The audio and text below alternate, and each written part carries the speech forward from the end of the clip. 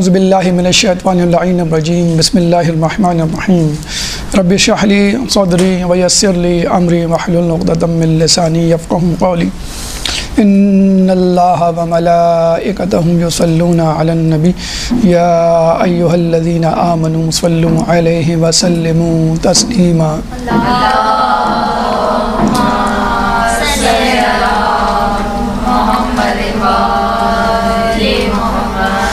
اللہ تعالیٰ کے شکر گزار ہیں کہ اس نے ہمیں اشرف المخلوقات بنایا، اور اس کے بعد اس بات کا شکر کہ اس نے ہمیں مسلمان گھرانے میں پیدا کیا، اور پھر شکر اس نعمت کامل کا کہ جس کے ذریعے سے اس نے ہمیں نعمت ولایت علی سے متمسک کیا، اور پھر شکر اس بات کا کہ اس نے امسال پھر دوبارہ ہمیں فرش عزا پر بیٹھنے اور اس سے استفادہ حاصل کرنے کی توفیق عطا فرمائی۔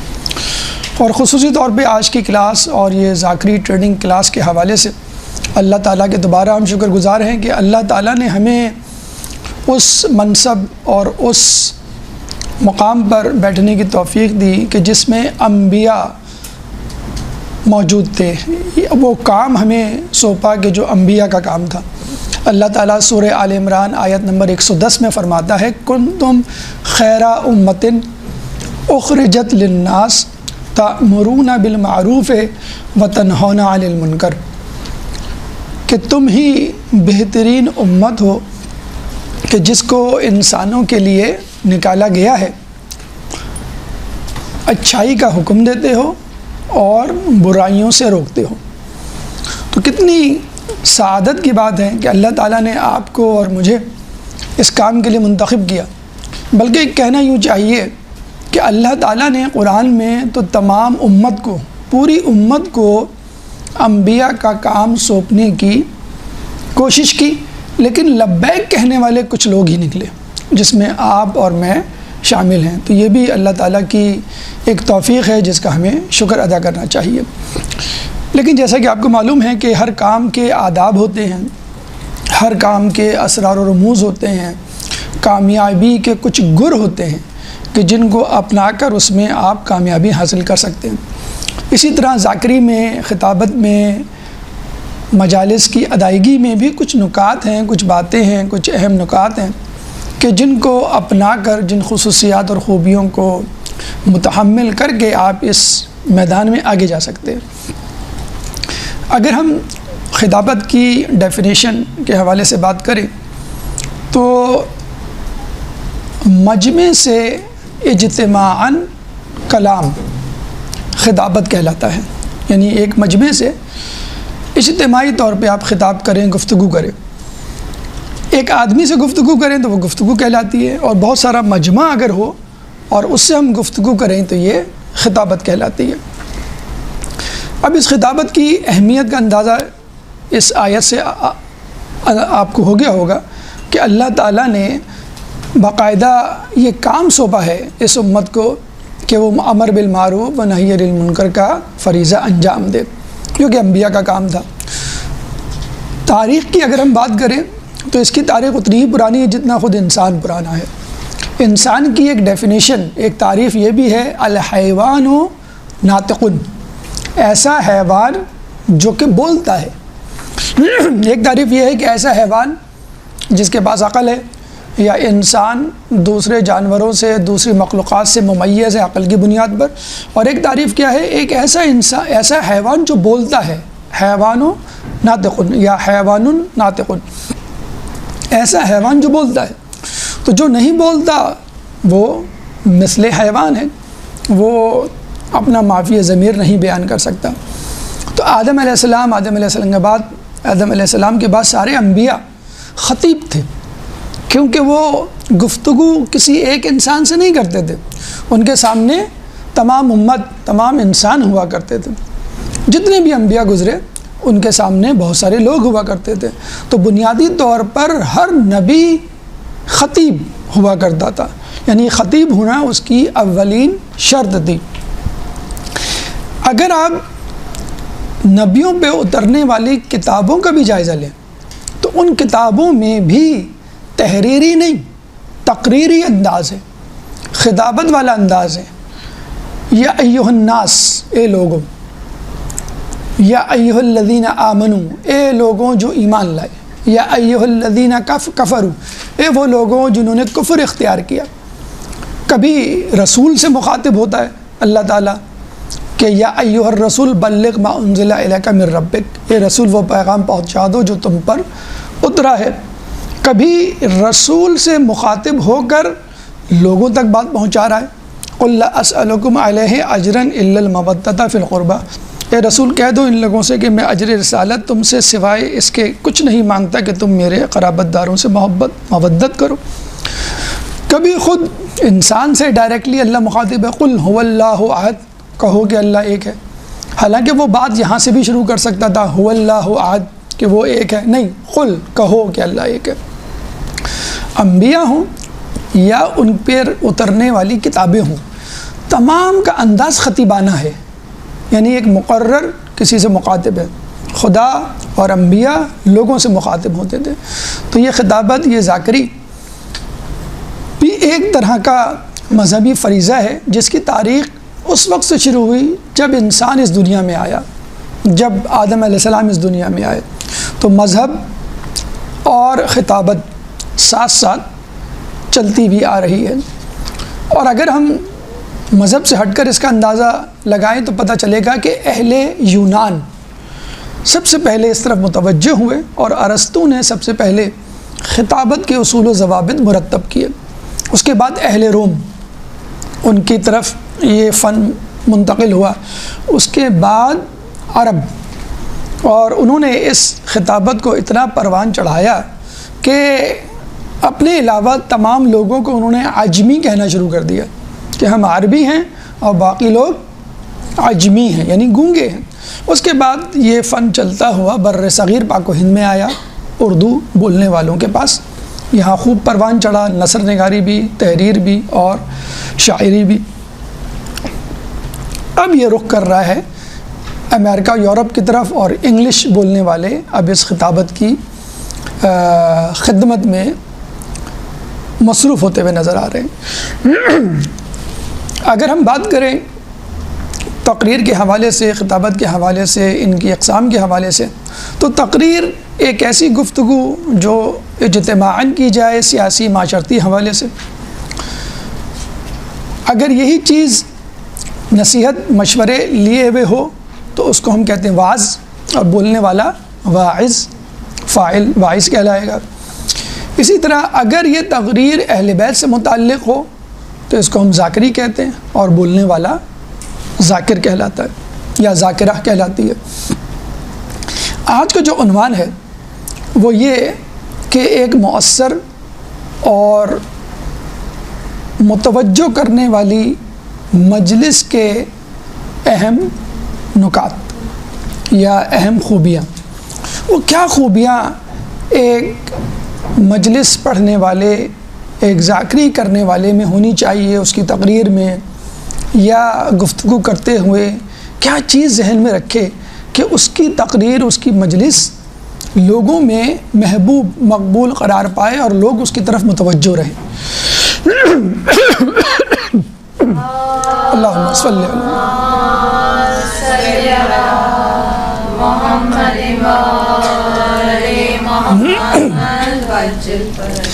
دیکھیے، فن خطابت یا فن ذاکری یا فن تقریر 3 اجزاء پر مشتمل ہوتا ہے۔ نمبر 1 مقرر جو بول رہا ہے، ذاکر واعظ۔ نمبر 2 خود تقریر، واعظ یا اسکرپٹ، مواد، متن جو آپ تیار کر کے لائیں، جو اپنے آپ کے ذہن میں ہے۔ اور نمبر 3 مجمع۔ اگر خود انسان میں وہ خوبیاں، وہ پختگی، وہ کردار کی مضبوطی نہیں ہے جس حوالے سے وہ بات کرنے جا رہا ہے، تو اس کی گفتگو اس کی شخصیت سے مطابقت نہیں رکھے گی اور اس کا لہجہ چغلی کھائے گا، تو اس کے بعد وہ مؤثر گفتگو نہیں رہے گی اگر اس کا کردار یا اس کے اندر اخلاص نہیں ہے۔ نمبر 2 خود تقریر کا مواد، متن، اسکرپٹ، آیات و روایات، تمثیلات، حکایات کے اعتبار سے اتنا مضبوط نہ ہو تو ظاہر سی بات ہے آدمی فقط آ کر بیٹھ کر خاموشی سے تو نہیں چلا جائے گا، اس کے پاس اتنا مواد ہو کہ لوگ دلچسپی سے سن سکیں۔ نمبر 3، مجمع۔ اگر انسان شخصیت کے اعتبار سے مضبوط ہے، اس کی تقریر میں دلائل میں وزن موجود ہے، لیکن سامنے کا مجمع یا اس کی نفسیات سے وہ ناواقف ہے، تو ظاہر سی بات ہے کہ اس کو سننے والا غور سے نہیں سنے گا۔ تو 3 جہتیں ہیں، 3 زاویے ہیں، 3 میدان ہیں، 3 مراحل ہیں کہ جن پہ آپ کو فوکس کرنا ہے۔ نمبر 1 مقرر یعنی خود آپ، نمبر 2 تقریر یعنی مواد متن، اور نمبر 3 مجمع یعنی مجمع کی سائیکالوجی، نفسیات ایسی ہو کہ جو آپ سمجھ سکیں اور اس کے مطابق مواد دے سکیں۔ تو پہلے مرحلے میں ہم مقرر کے حوالے سے جو خصوصیات آپ میں ہونی چاہیے بولنے والے میں، اس کا تذکرہ کریں گے۔ دوسرے مرحلے میں خود تقریر کے حوالے سے گفتگو ہوگی کہ تقریر میں کیا مواد، کیا چیز شامل ہونی چاہیے۔ اور تیسرے مرحلے میں مجمع کے حوالے سے کہ مجمع کو دیکھتے ہوئے آپ کی گفتگو کا رخ یا وزن یا مواد کیا ہونا چاہیے۔ تو ہماری گفتگو کا پہلا مرحلہ ایک مؤثر اور قابل توجہ یا متوجہ کرنے والی مجلس کی اہم خصوصیات میں پہلا مرحلہ مقرر یعنی خطیب یا واعظ، اس کے اندر یعنی بولنے والے میں کیا خصوصیات ہوں۔ ایک درود پڑھ دیں محمد والے محمد۔ صلی علی محمد وآل محمد۔ دیکھیے، مقرر ہو، نمازی ہو، روزے رکھنے والا ہو، مجاہد ہو، جب بھی وہ کوئی کام شروع کرتا ہے تو کام شروع کرنے سے پہلے جو خلوص اس کے اندر ہونا چاہیے، اگر وہ مفقود ہے، ناپید ہے، تو وہ کام نہیں کر سکتا۔ اگر اس نے کر بھی لیا تو وہ اس انداز، اس نہج، اس کمال کا نہیں ہوگا جو ہونا چاہیے، یا اگر ہوا بھی تو خدا کے یہاں مقبول نہیں ہوگا۔ جب خدا کے یہاں مقبول نہیں ہوگا تو فائدہ کیا اس کام کا۔ تو پہلی چیز جو ذہن میں رکھنی چاہیے بطور مقرر اپنی تقریر کو مضبوط اور متوجہ مؤثر بنانے کے لیے، وہ ہے اخلاص۔ اخلاص کی کیا تعریف ہے؟ قربتاً الی اللہ، کہ آپ جو کام کریں وہ خدا کے لیے کریں۔ اس کی اہمیت کا اندازہ اس بات سے لگا لیجئے کہ جیسے بدن کے لیے روح ہے، اسی طرح کام کے لیے اخلاص ہے۔ اگر بدن میں سے روح نکال لیں تو بدن مردہ ہو جاتا ہے، بلکہ اس سے خوف آنے لگتا ہے، لوگ اس کی طرف نہیں جاتے۔ اسی طرح کسی بھی کام میں سے، چاہے وہ انفرادی ہو، اجتماعی ہو، عبادت ہو، معاملات ہو، خلوص نکال لیں، خود غرضی ڈال دیں، اپنا مفاد ڈال دیں، دنیاوی مفاد اس میں سمو دیں، تو اس میں وہ وزن نہیں رہے گا۔ مثلا اگر آپ کوئی کام غیر اللہ کے لیے کریں، اللہ کے سوا کوئی اور مقصد ہو، عزت، دولت، شہرت، منصب، تعریف و تحسین، یا خود اپنا نفس، یعنی بس آپ کو اپنے نفس کو خوش کرنا ہے، میرا جی چاہ رہا ہے، مجھے اچھا لگتا ہے کہ لوگ مجھے ذاکرہ کہیں یا میں اس فیلڈ میں آؤں، تو یہ بھی غلط ہے۔ اصل مسئلہ کیا ہے؟ قربتاً الی اللہ، اس کے بعد باقی تمام چیزیں آتی ہیں۔ اب یہ اخلاص کی کیا اہمیت ہے؟ صرف ذاکری نہیں، ویسے بھی دنیاوی اعتبار سے اگر ہم دیکھیں تو سید مہدی بحر العلوم، کہ جن کے بارے میں کہا جاتا ہے کہ جن کو دیکھ کے لوگوں کو شک ہوتا تھا، کیا کہیں یہی تو امام زمانہ عجل اللہ تعالیٰ فرجک نہ ہے؟ نہیں، اللہم صلی علی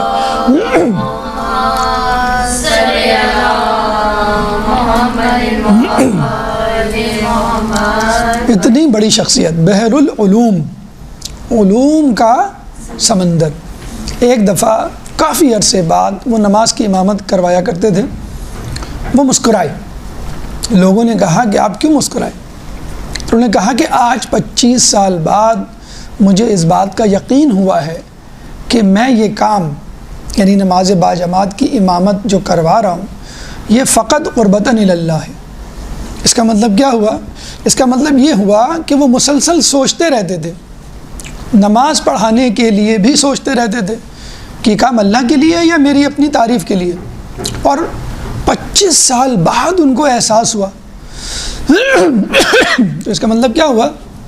یہ جو اخلاص ہے یہ کوئی اتنی آسان چیز نہیں حاصل کرنا۔ ایک دو مجلس 1-2 سال بعد آپ کہیں بس مجھے خلوص مل گیا۔ سید مہدی بحر العلوم جیسے شخص کو 25 سال بعد یقین آیا کہ مجھے جو ہے وہ اخلاص مل گیا۔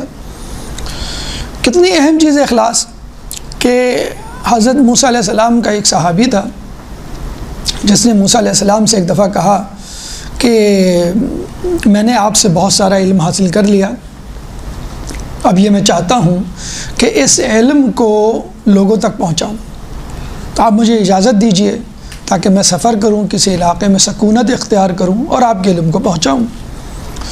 آپ نے اجازت دی۔ کافی عرصے تک جب اس کی خبر نہیں آئی تو موسیٰ علیہ السلام نے اپنے ایک صحابی کو بھیجا کہ جاؤ اس شخص کی خبر لے کے آؤ جو میرے علم کو لوگوں تک پہنچانے کی اجازت لے کر گیا تھا۔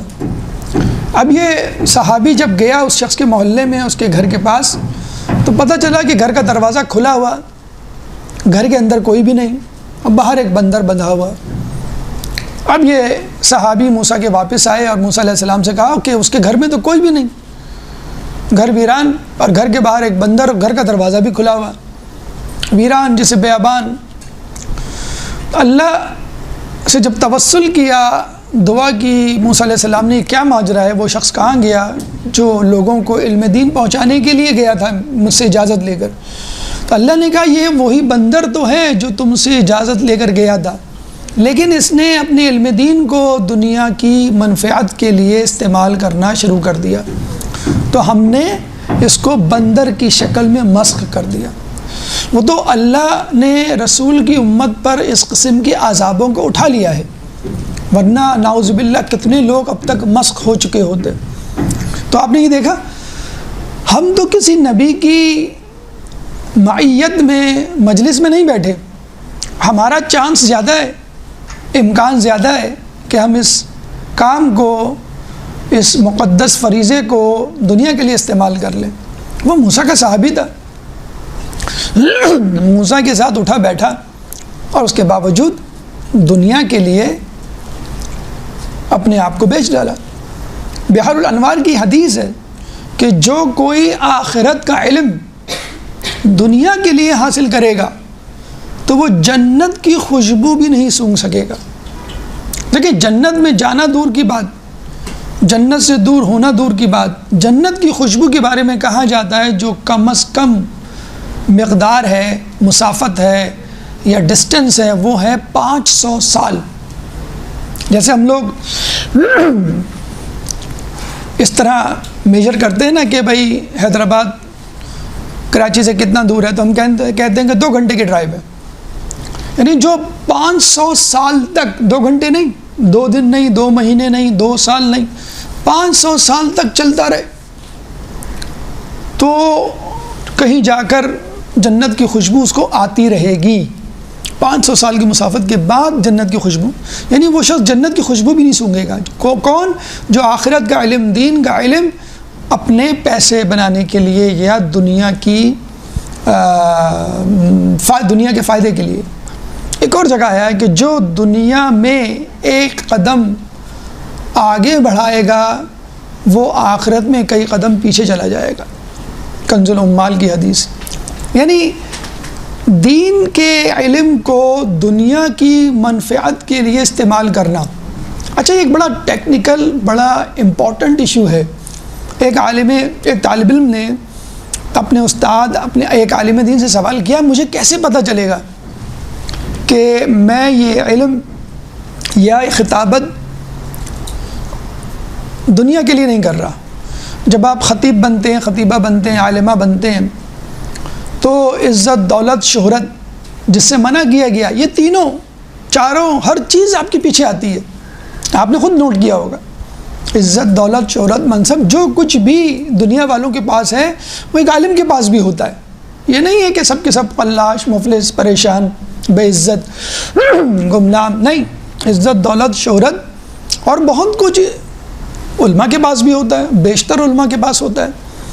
اب ایک انسان ہے, ایک عالمہ, ایک خطیبہ, ایک معلمہ, ایک مولانی, ایک عالم, استاد, یہ پیشہ اختیار کرتا ہے اور اس کے پاس یہ تمام چیزیں ہیں. اب کیسے پتہ چلے گا کہ یہ دنیا کے لیے کر رہا ہے یا دین کے لیے؟ اچھا, ایک اور شخص ہے جس نے اس کام کو اس لیے اختیار کیا کہ دنیا مل جائے, مجھے آخرت کی کوئی فکر نہیں. کیسے پتہ چلے گا دونوں میں فرق؟ تو بڑا اچھا جواب دیا انہوں نے. کہیں گے دیکھیں, اگر آپ سے عزت, دولت, شہرت چھین نہیں لی جائے, بلکہ الٹا انہوں نے کہا کہ جو عزت, دولت, شہرت آپ کو مل رہی ہے اس کام سے, خطابت سے, مثلا ذاکری سے, وہ آپ کو کسی اور طریقے سے دے دی جائے.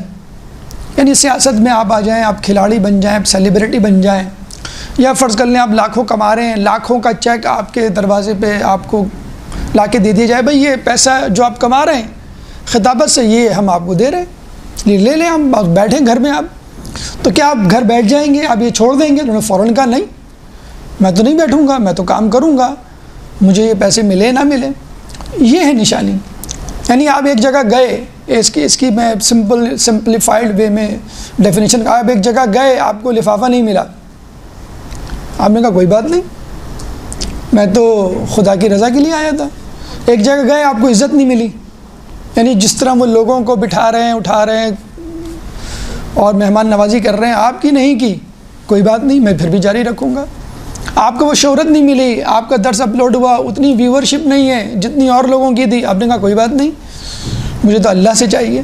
تو یہ چیزیں ذہن میں ابھی سے رکھ لیں. مولا کا قول ہے انظر الخروج قبل الدخول, کسی جگہ داخل ہونے سے پہلے خارج ہونے کا راستہ دیکھ لو. یعنی ابھی سے آپ یہ فیصلہ کر لیں کہ میں جو کچھ کرنے جا رہی ہوں اس کے عوض میں مجھے کیا ملے گا, عزت, دولت, شہرت, منصب, تعریف, یا کچھ نہیں, کوئی بات نہیں. اس لیے ایک زمانے میں کہا یہ جاتا تھا کہ علماء, خطباء, اساتذہ دین کے علم کے ساتھ ساتھ کوئی ہنر بھی سیکھ لیں, کیونکہ آدمی پہ جب برا وقت پڑتا ہے, غربت, فقر و فاقہ جب اس کے آشیانے میں بسیرا کرتے ہیں, تو آدمی وہی بیچتا ہے جو اس کے پاس ہوتا ہے. آدمی کے پاس جو فن ہوگا اس کو بیچے گا, ورنہ اگر کسی ہنر سے وہ کما سکتا ہے تو وہ کما لے گا, اپنا دین نہیں بیچے گا. قاضی شرح کیا تھا, اس نے اپنا دین بیچا, امام حسین علیہ السلام کا فتویٰ جو ہے قتل کرنے کا نعوذ باللہ لگایا. اس طرح آج کل اور اس سے پہلے بھی لوگ موجود تھے. تو اخلاص سب سے اہم چیز, اخلاص اپنے اندر چیک کریں, پیدا کریں اور روزانہ چیک کریں. آپ کو سال گزر گیا ہو, 2 سال, 10 سال, سید مہدی بحر العلوم کی طرح اپنے اخلاص کا ٹیمپریچر روزانہ آپ کے سامنے ہونا چاہیے. نمبر 2, عمل. دیکھیے آپ کے اندر خلوص کتنا ہی ہو لیکن عمل کچھ نہیں ہے. عمل کیا ہے؟ اپنے اعضاء جوارح سے اپنے ذہن اور قلب میں موجود خیالات کی گواہی دینا, اپنے زبان پہ آنے والے کلمات کی گواہی دینا. آپ نماز شب کی فضیلت بیان کر رہی ہیں, نماز شب آپ خود نہیں پڑھتی. آپ غیبت کی ممانعت کر رہی ہیں, غیبت آپ خود کرتی ہیں, تو کوئی فائدہ نہیں. یعنی اس کی مثال بالکل ایسی ہے کہ انسان ایک ٹیپ ریکارڈ لگا دے اور وہ بولتا رہے, پھر آپ ٹیپ ریکارڈ سے بولیں یا موبائل سے کہیں کہ تم خود بھی اس پہ عمل کیوں نہیں کرتے, تو آپ کی مثال ایک جامد شخصیت جیسی ہو جائے گی.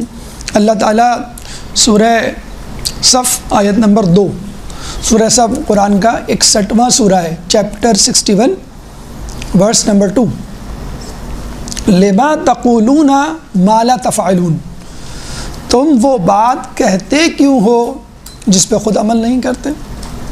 رسول کے بارے میں ملتا ہے کہ جب ایک عورت آئی اپنے بچے کے لیے کہ یہ کھجور کھاتا ہے, تو آپ نے 3 دن کھجور کھانا بند کیا اور پھر اس کو منع کیا.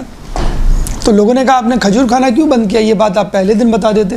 تو رسول نے کہا جو چیز میں خود کھا رہا ہوں اس کو کیسے منع کروں؟ تو لما تقولون ما لا تفعلون، تم وہ بات کہتے کیوں جس پہ خود عمل نہیں کرتے۔ اسی طرح سورہ اعراف آیت نمبر 176، سورہ اعراف قرآن کا 7واں سورہ ہے، چیپٹر 7 ورس نمبر 176۔ کون سی آیت نمبر بتائیے آپ نے؟ سورہ صف کی 2 نمبر 2۔ تو اللہ تعالیٰ سورہ اعراف میں کیا فرماتا ہے؟ اگر ہم چاہتے تو آخرت میں اس کا مقام بڑھا دیتے، لیکن وہ اپنے ہوائے نفس کا شکار ہو گیا۔ اب اس کی مثال اس کتے کی سی ہے جس کو دھتکار دو تو بھی زبان نکالے رکھے، اور جس سے نرمی برتو تو بھی زبان نکالے رکھے۔ یعنی جو عمل نہیں کرتا اس کے لیے کیا مثال ہے؟ کتے کی سی۔ اگر وہ چاہتا تو آخرت میں اپنا مقام بڑھا دیتا، اگر ہم چاہتے تو اس کا مقام آخرت میں بڑھا دیتے، لیکن وہ اپنے ہوائے نفس کا شکار ہو گیا۔ اب اس کی مثال اس کتے کی سی ہے جس کو دھتکار دو تو بھی زبان نکالے رکھے، اور نرمی کرو تو بھی زبان نکالے۔ کس کے متعلق مثال ہے؟ اس شخص سے متعلق مثال ہے جو موسیٰ علیہ السلام کا سب سے قابل شاگرد تھا، جس نے کہا کہ مجھے اجازت دیجیے ایک اور شاگرد کہ میں لوگوں کی اصلاح کروں۔ پھر وہ فلسطین گیا، وہاں پہ ایک بادشاہ کا وزیر بن گیا، اور پھر بادشاہ نے جب درم و دینار کی بوریاں کھولیں تو وہ دنیاوی منفعت کا شکار ہو گیا، اور پھر موسیٰ علیہ السلام کے خلاف ہو گیا۔ اور جب اس نے موسیٰ علیہ السلام کے لشکریوں کے خلاف بد دعا کی تو اللہ نے اس کی زبان باہر نکالی، جو باہر ہمیشہ کے لیے لٹکی رہ گئی، سینے تک اس کی زبان، جیسے داڑھی آدمی کی نہیں لٹکی ہوئی ہوتی ہے، اور عمر بھر اس کی زبان اسی طرح نکلی رہی۔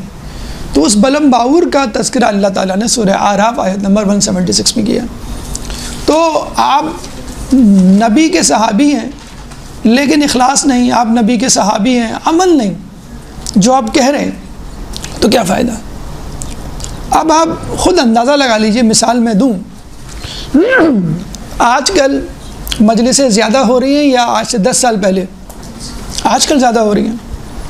آج کل مجلس تک رسائی، ایکسس زیادہ آسان ہے یا پہلے؟ یعنی یوٹیوب کھولا آپ نے، آپ جس کی بھی مجلس نہیں پسند آ رہی، تیسرے چوتھے، ٹھیک ہے، تو مجلسیں زیادہ ہو رہی ہیں، جلوس میں لوگ زیادہ ہیں، اربعین میں افراد زیادہ ہیں، ہر جگہ عزاداری تعداد کے اعتبار سے کوانٹٹی وائز زیادہ ہے، لیکن اثرات وہ نہیں ہیں جو ہونی چاہیے۔ لوگوں کا خلوص، لوگوں کا سچ، لوگوں کی گفتگو، گھروں میں جو محبت ہوا کرتی ہے وہ چیزیں نہیں ہیں۔ یعنی اس کا مطلب کیا ہوا؟ ٹھیک ہے، عوام، سامع، سننے والے اس کے ذمہ دار ہوں گے، لیکن خود خطیب بھی ذمہ دار ہے کہ اس کی زبان میں اب وہ تاثیر نہیں رہی، وہ گہرائی نہیں رہی، وہ خلوص نہیں رہا۔ جب وہ بات کرتا ہے تو اس کا لہجہ چغلی کھاتا ہے، پتہ چل جاتا ہے، اس کے رکھ رکھاؤ سے، میل ملاپ سے، اس کے ماضی سے، اس کے آس پاس رہنے والے افراد سے لوگ پتہ چلا لیتے ہیں کہ بھی جو مولانا صاحب ہیں، جو مولانی صاحب ہیں، یہ اپنے گھر میں کیسی ہیں، اپنے دوستوں کے ساتھ کیسی ہیں، خود ان کا رویہ کیسا ہے۔ فن خطابت سیکھ لی انہوں نے ٹریننگ کلاس میں 2 مہینے، اور سمجھ گئیں کہ بس اب تو میں نے میدان مار لیا، لیکن جب آپ کا کردار ہی نہیں ہے، مطابقت ہی نہیں کر رہا، ماحول میں تبدیلی، حدیث میں آیا ہے کہ اگر تمہاری وجہ سے کوئی ایک شخص صراط مستقیم پر آ جائے تو وہ ان تمام چیزوں سے بہتر ہے جن پر سورج طلوع ہوتا ہے۔ بتائیں اب سورج کس پہ طلوع ہوتا ہے؟ پوری کائنات پہ، پوری دنیا پر، پورے پاکستان پر، جو دولت دنیا میں موجود، کائنات میں موجود ہے، وہ سب آپ کی ہو جائے گی اگر ایک شخص۔ ہم کیا کرتے ہیں کہ بھائی کتنے لوگ تھے؟ 25 لوگ تھے، بس 25 لوگ تھے مجلس میں، بھائی ایک آدمی بھی راہ راست پر آ جائے۔ اچھا یہ بھی ضروری نہیں کہ جتنے لوگ آئیں وہی، ہو سکتا ہے آپ آئے، آپ نے جا کے اپنی بہن، اپنی دوست، اپنی امی، اپنی خالہ کو وہ بات بتائی، انہوں نے عمل شروع کر دیا، وہ راہ راست پہ آ گئے، آپ وہیں پر ہیں۔ یہ بھی تو ہو سکتا ہے انڈائریکٹلی، لوگ کم ہیں کوئی بات نہیں، ہو سکتا فرشتے موجود ہوں، باقی جو خالی جگہ ہے۔ اگر تعداد ہی کا تو مسئلہ ہے، نعوذ باللہ، تو امام حسین ہار گئے، یزید جیت گیا۔ یزید کے ساتھ 30,000 کی فوج تھی، آپ کے ساتھ 300 لوگ تھے، 72 لوگ تھے۔ تو تعداد نہیں، لوگوں کا منقلب ہونا زیادہ اہمیت رکھتا ہے. تو مثال کیا ہے کہ لوگوں کی تعداد تو زیادہ ہو رہی ہے لیکن عمل نہیں ہو رہا. تو اس کا مطلب ہے کہ آپ کے کردار میں کوئی کمی ہے. دیکھیں نا, کچھ لوگ ہوتے ہیں جو آتے ہیں جس کے بارے میں کہا جاتا ہے نا, he came he so and he one. وہ آیا, اس نے دیکھا اور فتح کر لیا. کچھ شخصیات ایسی ہوتی ہیں, مجتہدین مراجعین کرام میں سے کوئی آئے یہاں بیٹھے اور 2-4 جملے گئے اور چلا جائے, وہ اس کی گفتگو, اس کا آنا کافی ہے آپ کے لیے. مجتہد, مراجع یا کوئی بھی نیک متقی پرہیزگار شخص, لیکن ایک مشہور و مقبول ہی کیوں نہ ہو, لیکن اس کی شخصیت, اس کا کردار, اس کی گفتگو آپس میں ٹکراتی ہے تو اس کا اثر نہیں ہوگا. میں آپ کو مثال دوں, آج کل ہم بہت زیادہ میڈیا پہ گفتگو کرتے ہیں, یوٹیوب ہے, انٹرنیٹ ہے. نو internet, know media, know Twitter, know what's app, know face book, know Instagram, know tick talk, nothing. Still 1.5 billion follower. Who is he? He is Muhammad sallallahu alayhi wa alihi wa sallam.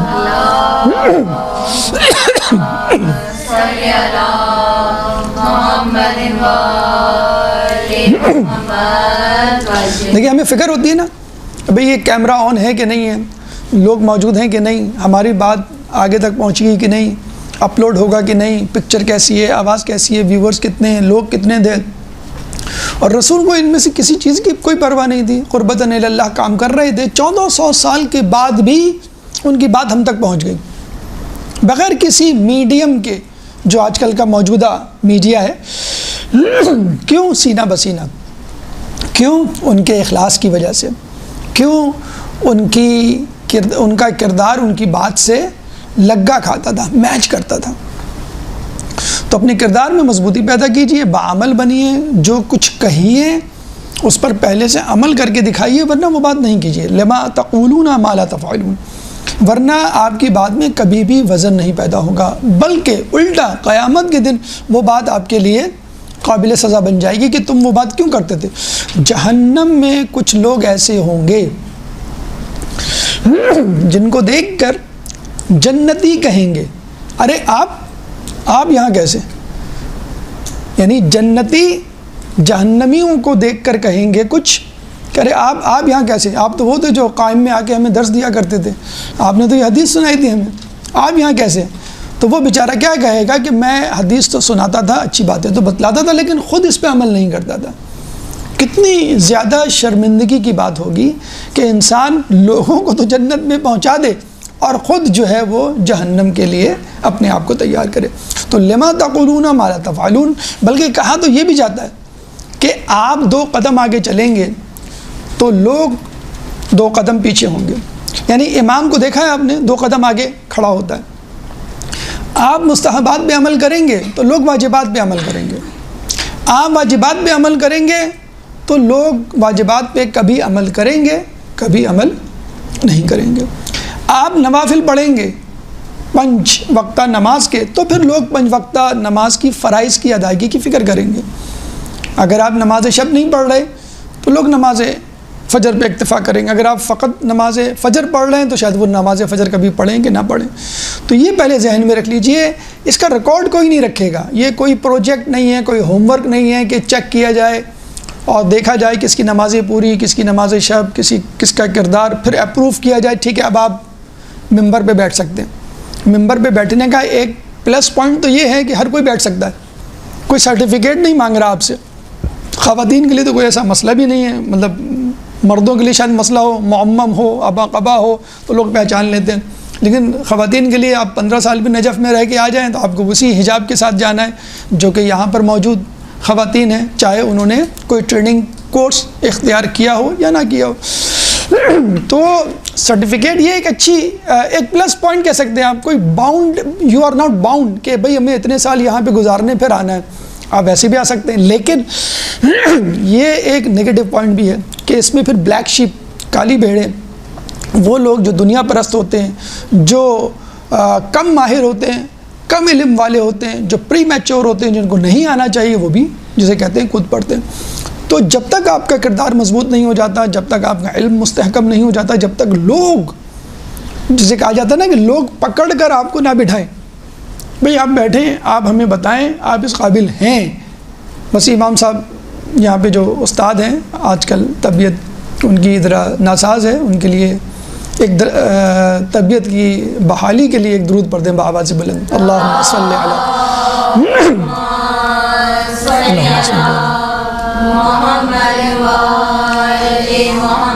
تو جب وہ گفتگو کرتے تھے اس میں بھی وہ حدیثوں کی قطار ان کے ساتھ ہوتی تھی. تو ہم ان کو کہا کرتے تھے بھائی آپ کو تو درس دینا چاہیے، آپ ہر وقت درسی کے موڈ میں لگتے ہیں.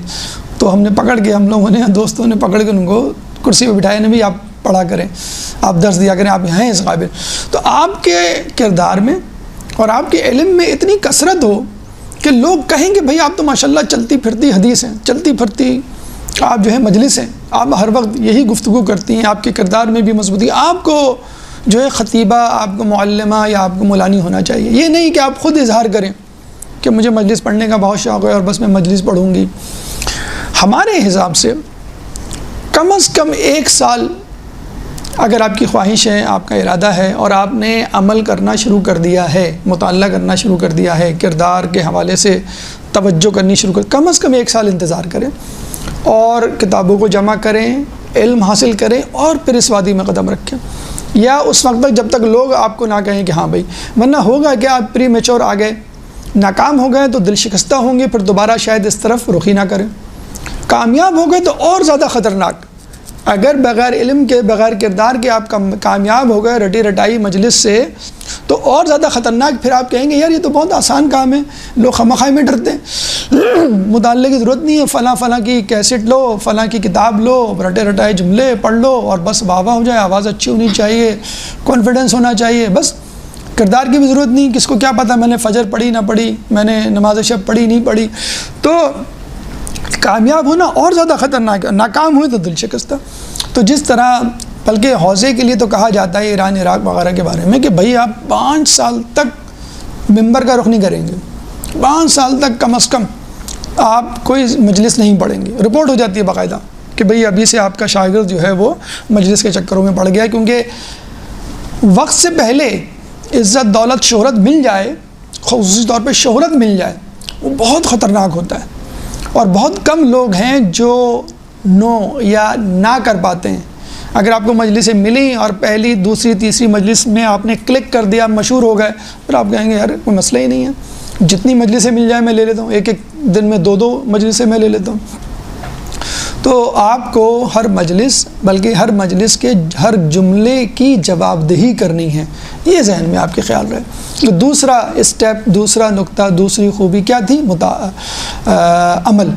تیسرا نقطہ، تیسری خوبی ہونی چاہیے وہ ہے مطالعہ.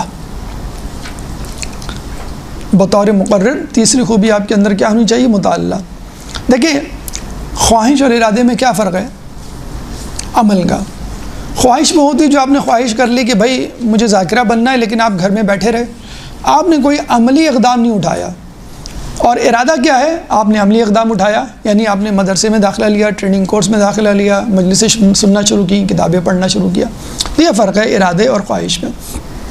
سب سے پہلے کتابوں کو جمع کرنا شروع کریں. اور اب تو موبائل اور لیپ ٹاپ کا زمانہ ہے. ہماری آپ سے گزارش ہے کہ پہلی فرصت میں ایک اچھا سا لیپ ٹاپ خرید لیں، پہلی فرصت میں. کیونکہ اس لیپ ٹاپ کے ذریعے آپ وہ کتابیں بھی لے سکتی ہیں جن کے لیے آپ کے پاس پیسے نہیں ہیں. تفسیر نمونہ ہے، 27 جلد ہے اس کی. اب 27 جلدیں لینا، رکھنا، پڑھنا، اور سب ایک ساتھ تو نہیں پڑھیں گی آپ.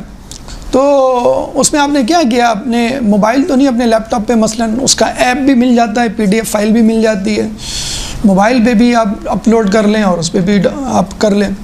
اس کے بعد جو آیت آپ کو پڑھنی ہے اس آیت کو بس آپ نکال لیں. آیت مودت نکال لی، آیت ولایت نکال لی، ذوالعشیرہ کی آیت نکال لی. اس آیت کی تشریح تفسیر پڑھ لیں. آپ پوری تفسیر پڑھنے کی ضرورت نہیں ہے، آپ نے وہ تفسیر نکال لی. تو طریقہ کیا ہے؟ آپ کتابوں کا انبار، چھوٹی سی لائبریری، اپنے کپڑوں، اپنے کھانوں، نوادرات، جو بھی چیزیں خرچے ہیں اس میں کمی کریں. اور آپ کا جو اصل سرمایہ ہے، ایک عالم کا سرمایہ کیا ہوتا ہے؟ اس کی کتابیں. ایک بزنس مین کا سرمایہ کیا ہے؟ پراپرٹی یا پیسہ. تو آپ کا سرمایہ کیا ہے؟ آپ کا علم. وہ فزیکل یا ہارڈ کاپی یا کتابوں کی صورت میں آپ جمع کریں، شیلف بنا لیں، ایک کمرہ مختص کر لیں، ایک کارنر مختص کر لیں کہ یہ تفسیر، یہ حدیث، یہ حکایات، یہ تاریخ کی کتابیں، یہ سیرت کی کتابیں.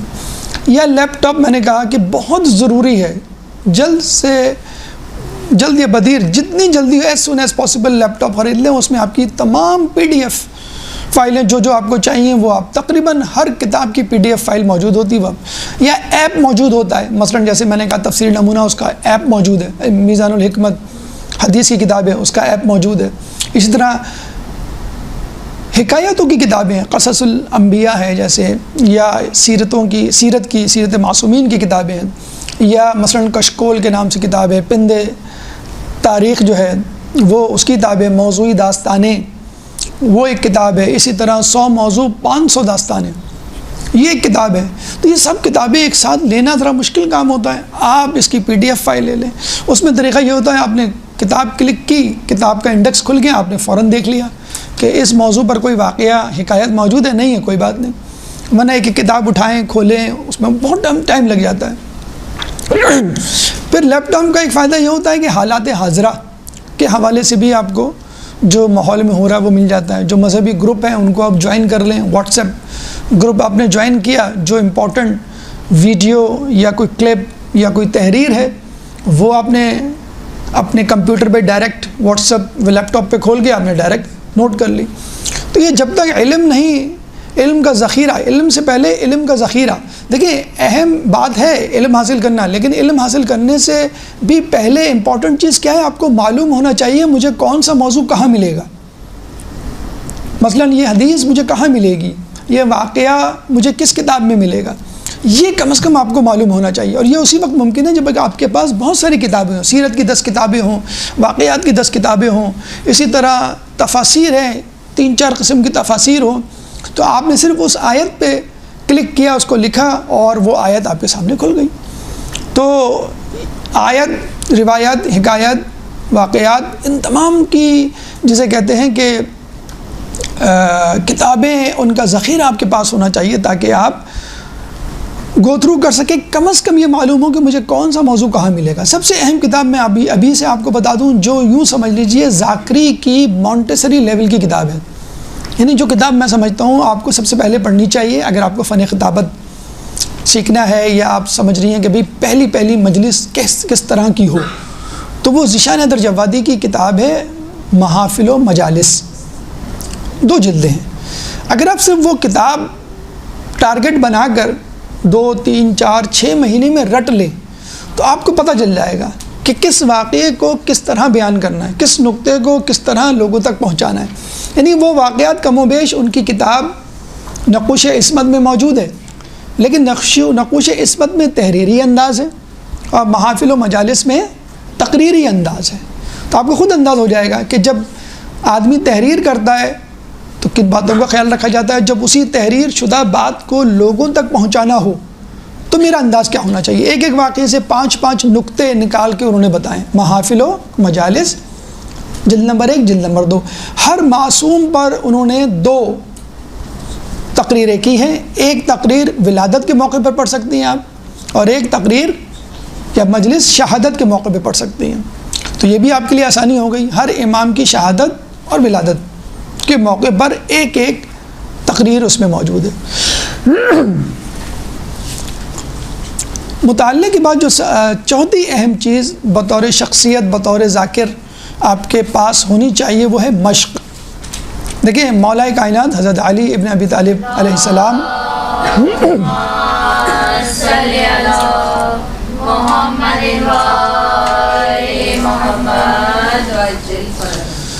کا قول ہے کہ محرومی کی ایک وجہ سستی بھی ہے.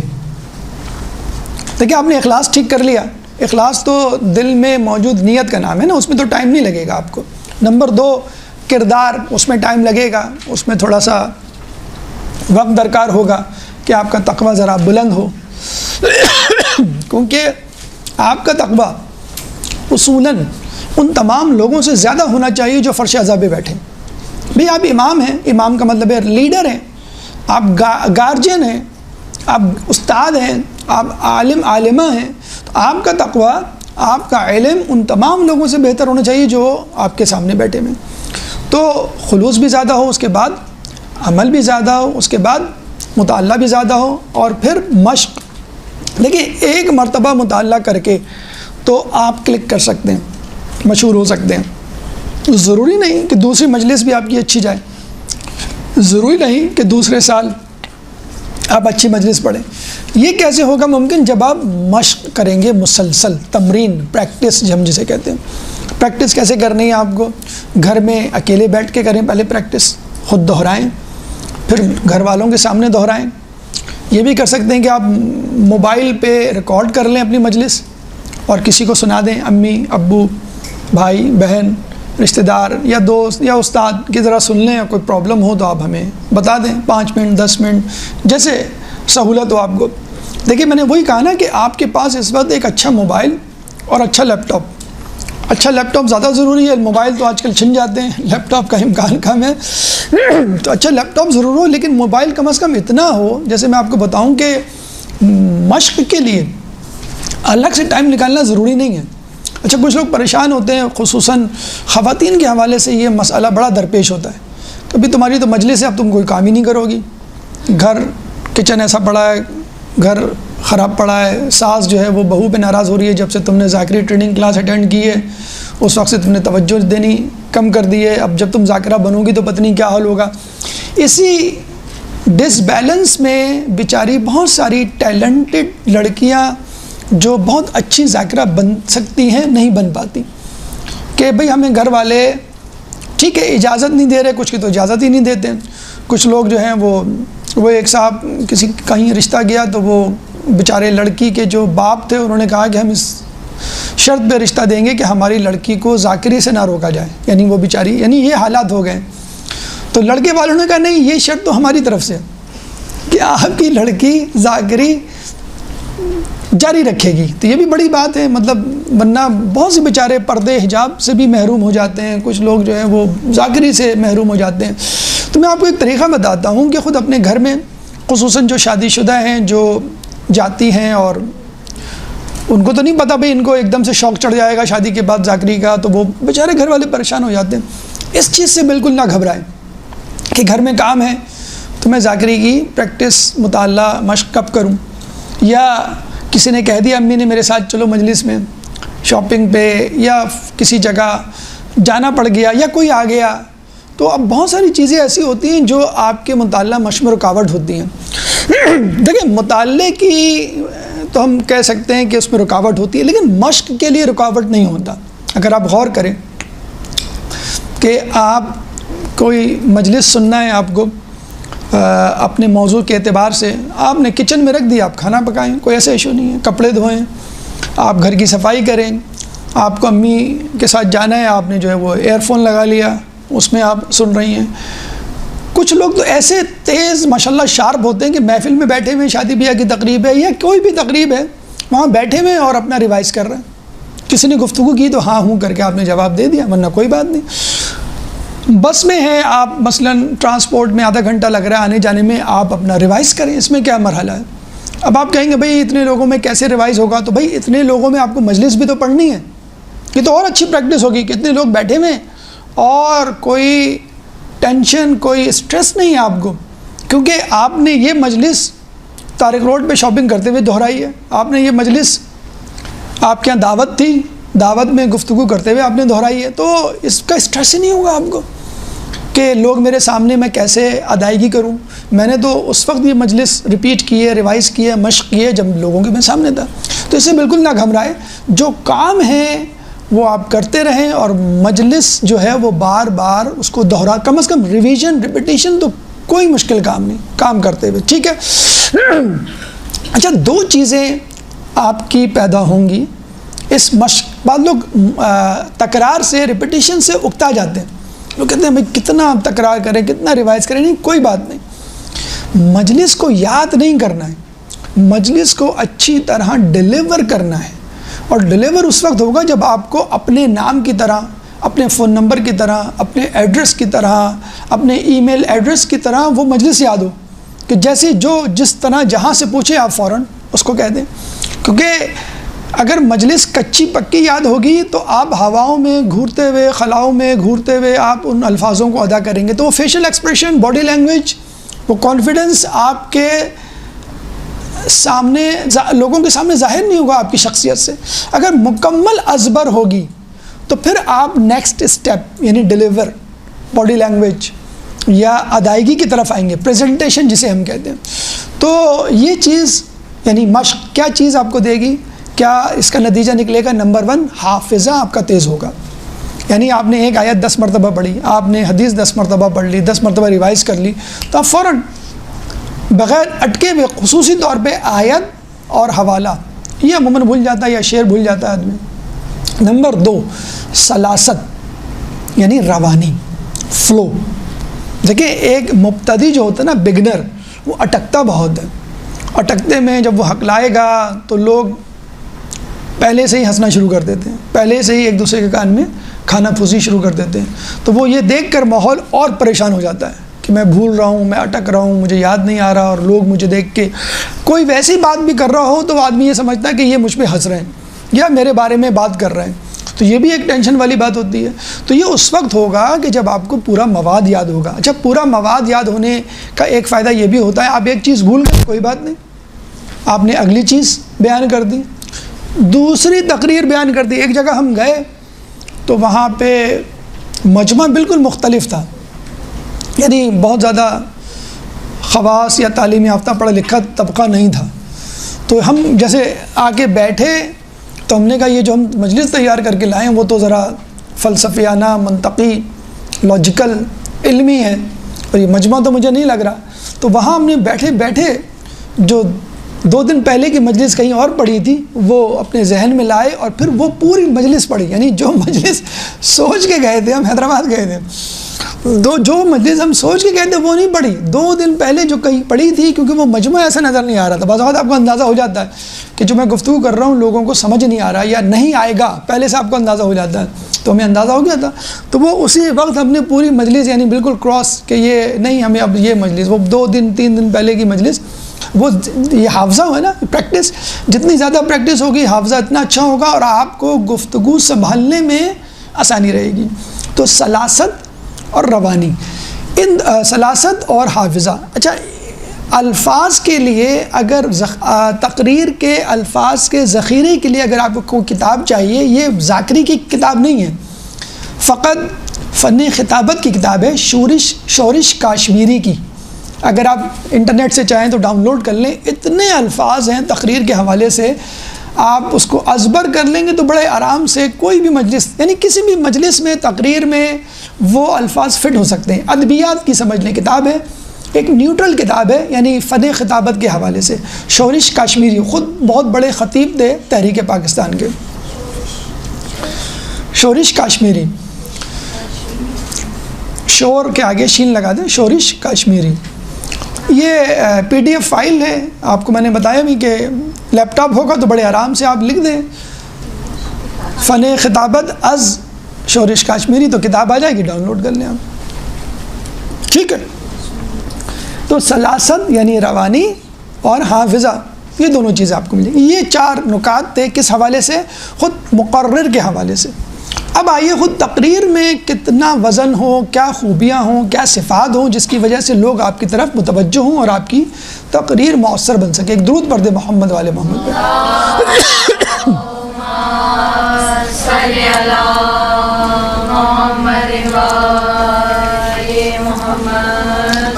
دیکھیں فن تقریر کے حوالے سے جو سب سے اہم چیز ہے، یعنی جب آپ ڈائس پر آ گئے، جب آپ مسند پر آ گئے، جب آپ ممبر پہ آ گئے، جب آپ کرسی پہ بیٹھ گئے، تو سب سے اہم چیز ہے وہ ہے اعتماد، کانفیڈنس۔ اب یہ اعتماد 3 قسم کا ہے، خدا پہ اعتماد، خود آپ پر اعتماد، اور مجمع پر اعتماد۔ خدا پہ اعتماد، اب آپ جا رہے ہیں مجلس پڑھنے، ممبر پہ بیٹھنے، تو آپ کب کب آ رہے ہیں، آپ سمپل یہ خیال ذہن میں لائیں، اے خدا، تو نے کہا کنتم خیر امت اخرجت للناس تأمرون بالمعروف وتنہون عن المنکر، تم بہترین امت ہو جس کو اس امت کی اصلاح کے لیے لایا گیا ہے، بھلائی کا حکم دیتے ہو، برائی سے روکتے ہو۔ میں نے تیری اس آواز پر لبیک کہا اور میں نے اس فیلڈ کو منتخب کیا، اب تیرے حوالے میری تمام کاوشیں، اگر تو چاہے تو مجھے کامیاب کر دے، تو چاہے تو مجھے ناکام کر دے. یعنی توکل علی اللہ فہو حسبہ، جس نے اللہ پہ توکل کیا اللہ کے لیے وہ اللہ اس کے لیے کافی ہے. تو پہلی چیز جب آپ ممبر پہ بیٹھیں، آپ نے دیکھا ہوگا ممبر پہ بیٹھنے سے پہلے ممبر کو ہاتھ لگا کے دعا پڑھتے ہیں لوگ، الصاحب زمان ادرکنی، یا اے اللہ میری مدد فرما. چھوٹی سی دعا ذہن میں لائیں، اے اللہ تو نے توفیق دی، میں نے لبیک کہا، اب تو مجھے کامیاب کر. خدا پہ توکل کریں، اپنی تیاری پہ نہیں، اپنی صلاحیت پر نہیں کہ میں نے تو بڑی تقریر کی ہے، فلاں جگہ میں نے تقریر کی تھی، بڑی واہ واہ ہوئی، بس وہی مجلس تو مجھے آج دوبارہ پڑھنی ہے. کیا ایسا مسئلہ ہے؟ سب کہتے ہیں میں بہت اچھی مقررہ ہوں. نہیں، اللہ پہ توکل کریں، نمبر 1. نمبر 2، خود آپ پر اعتماد، سیلف کانفیڈنس، آپ کو اعتماد ہونا چاہیے. لوگ جاتے ہیں بیچارے ممبر پہ کرسی پہ بیٹھنے سے پہلے کپ کپا رہے ہوتے ہیں، لگ رہا ہوتا ہے کہ اتنے سارے جیسے رینجرز پولیس والے یا سپاہی بیٹھے ہیں، تلوار ہاتھ میں لیے، تھوڑا سا بھی آپ نے گڑبڑ کی، تھوڑی سی بھی غلطی کی، بس یہ آپ کی گردن اڑا دیں گے. پتہ نہیں اسے کہتے ہیں کیا ہوگا. وہ آئنسٹائن نے بڑا اچھا جملہ کہا کہ if you want to be successful in life you have to take universe as your friend. پوری کائنات آپ کی دوست ہے، بس آپ یہ سمجھ لیں. آپ دشمن سمجھ کر، مطلب آپ اس طرح اتریں گے میدان میں کہ تلوار آپ کے ہاتھ میں، یہ پوری فوج ہے، اس سے لڑنا ہے. اس سے لڑنا تھوڑی ہے، اس کو قائل کرنا ہے، اس کو فتح نہیں کرنا ہے، آپ کو ہم نوا بنانا ہے. تو یہ سب آپ کے دوست ہیں جو آپ کو سننے کے لیے آئے ہیں، یہ آپ کے خیر خواہ ہیں جو چاہتے ہیں کہ آپ سے کچھ لیں. دیکھیں، ایک جملہ اگر آپ ذہن میں رکھیں نا، ایک بات، صرف ایک بات، کرسی پہ ممبر پہ بیٹھنے سے پہلے اگر آپ کو کانفیڈنس لانا ہے کہ بھائی میں مجمع کو کچھ دے رہی ہوں، کچھ لے تو نہیں رہی، میں مجمع کو کچھ دینے آئی ہوں، کچھ مانگنے تھوڑی آئی ہوں. یہ لوگ ہیں جو بیٹھے ہوئے مجھ سے مانگنے کے لیے آئے ہیں کہ سر ہمیں کچھ بتا دیں، کچھ سمجھا دیں، مولانا صاحب ہمیں ہمارے مسائل کے حل بتا دیں، اہل بیت کے فضائل ذرا سنا دیں. یہ آپ سے طلب کرنے آئی ہیں، نمبر 1. نمبر 2، آپ نے پورا ہفتہ تیاری کی ہے، آپ نے دوستوں کو چھوڑا، آپ نے مشاغل چھوڑے، آپ نے ٹی وی چھوڑا، آپ نے لوگوں کے آنے جانا چھوڑا. کیوں؟ اس دن کے لیے، اس گھنٹے کے لیے. بلکہ ایک صاحب نے تو بڑی اچھی بات کی.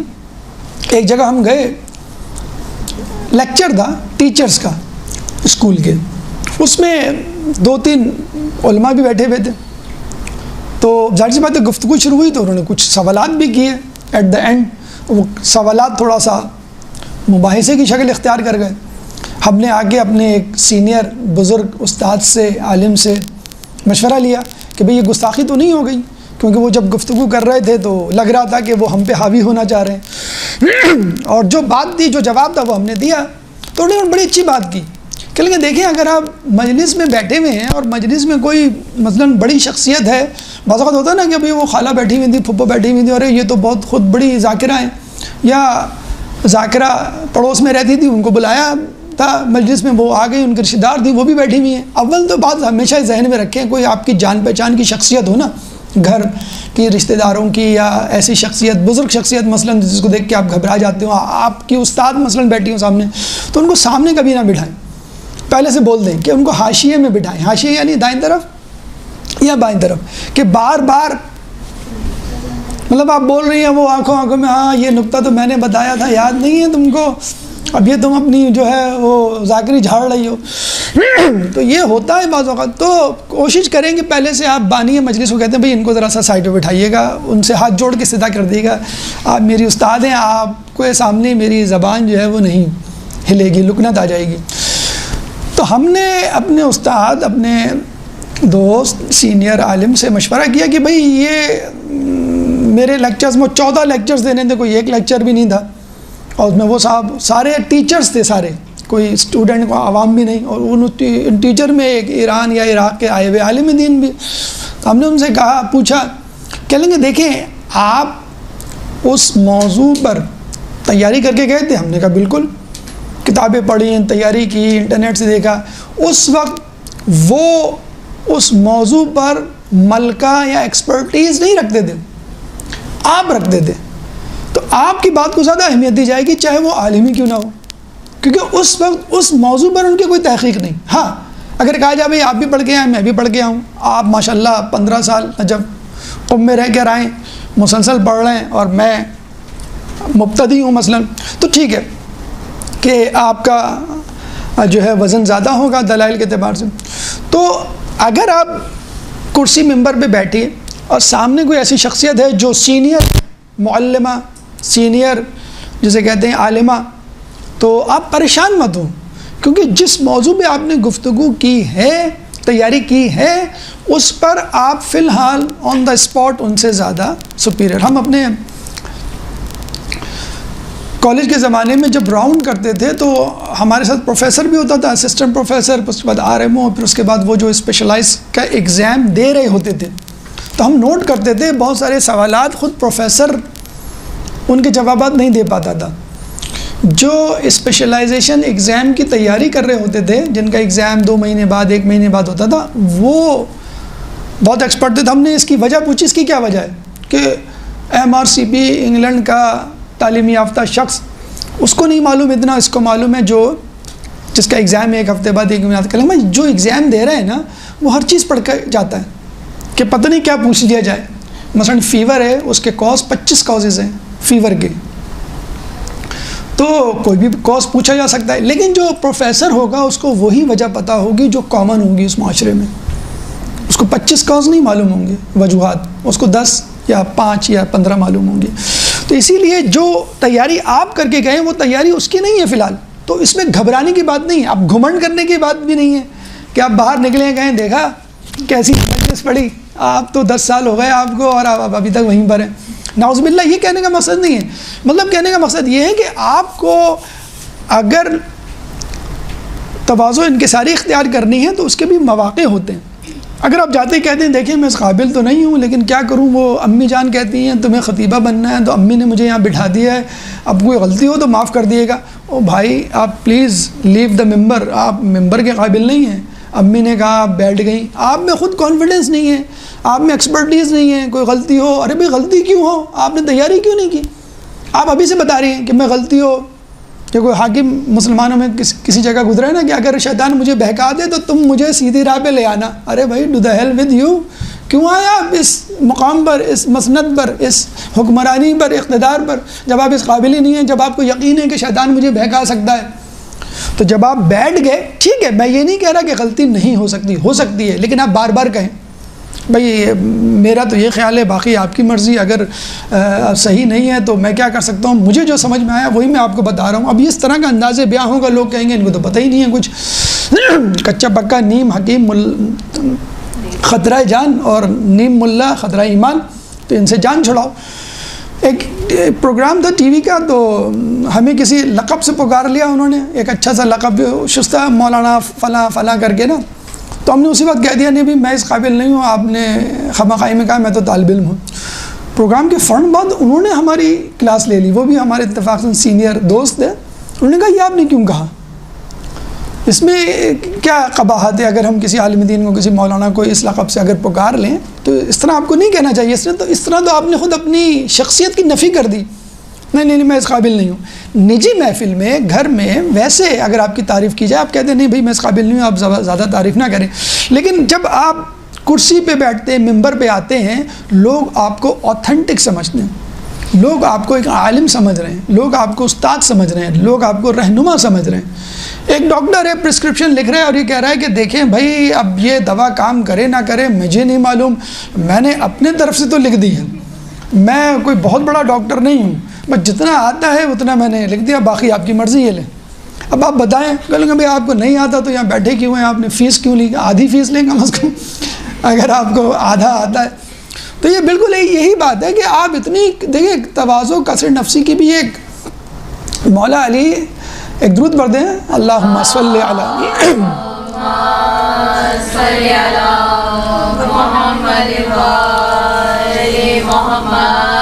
مولا علی جب ممبر خلافت پہ آ کے بیٹھتے ہیں, مسند خلافت پہ, تو اسی جگہ بیٹھتے تھے جہاں پہ رسول بیٹھتے تھے, اور پہلی مرتبہ بیٹھتے ہوئے کیا کہا تھا, خدا کا شکر ہے کہ حق اپنی جگہ واپس آ گیا.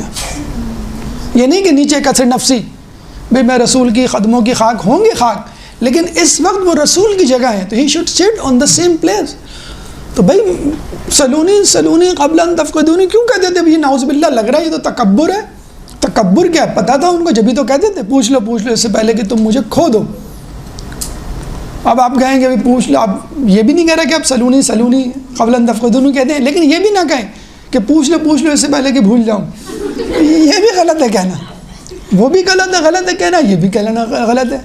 بھائی پوچھ لیں، جتنا مجھے معلوم ہوگا میں آپ کو بتا دوں گی.